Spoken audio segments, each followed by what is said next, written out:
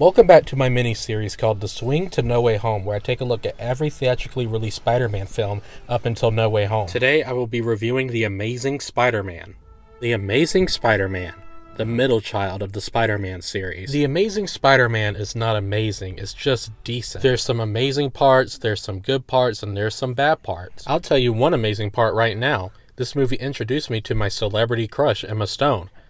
Like, damn, this guy's lucky. I don't want to sound like a simp, but... Damn! Anyways, I digress. Mark Webb is the director this time around, and he has some great scenes, and then he has some not so great scenes. Poor Peter Parker. No mother, no father, no uncle. I managed to find cover, and what does Baron von Ruthless do? He starts monologuing. He starts monologuing. He starts like this prepared speech about how feeble I am, and he won't shut up.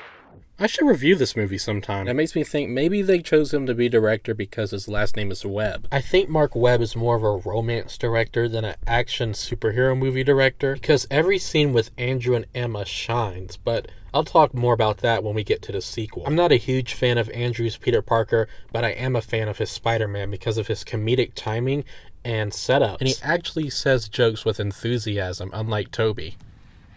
You know, in the future, if you're gonna steal cars, don't dress like a car thief. Just let me go. Is that a knife? Is that a real knife? Yes, it's a real knife. My weakness, it's small knives. Oh! Boys in blue here! Oh, that sucked. Uh-oh. Somebody's been a bad lizard. You know what? I don't care. I love this suit. The design looks so awesome. And I like how Andrew puts the spider in Spider-Man. He hunts the lizard like a spider by feeling the vibrations of his web. He wraps him up like a spider. It's just a really cool detail.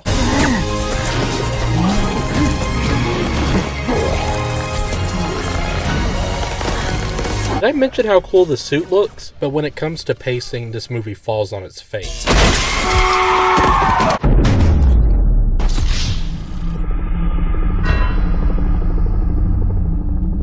The first act of the movie is a real drag to get through, and Uncle Ben's death this time around isn't as impactful as it was in the Tobey Maguire series.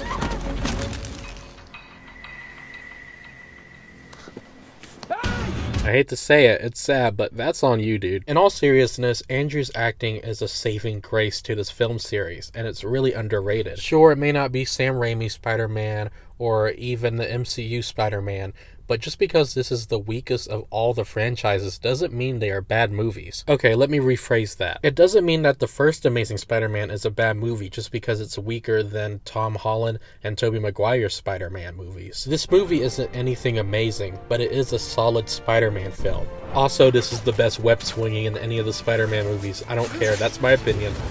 I give The Amazing Spider-Man a 7 out of 10.